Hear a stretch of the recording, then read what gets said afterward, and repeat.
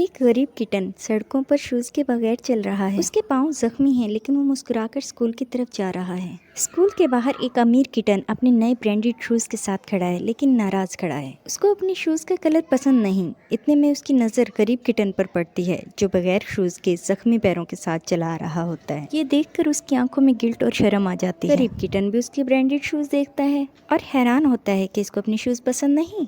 अमीर बच्चा अपने शूज उतार के उस गरीब बच्चे को दे देता है। गरीब बच्चा हैरान होता है और खुश, आंखों में आंसू। फिर वो दोनों मुस्कुराते हैं। सबक: किसी के पास सब कुछ होता है, फिर भी वो शिकायत करता है, और किसी के पास कुछ भी नहीं होता, फिर भी वो शुक्र करता है। Like it.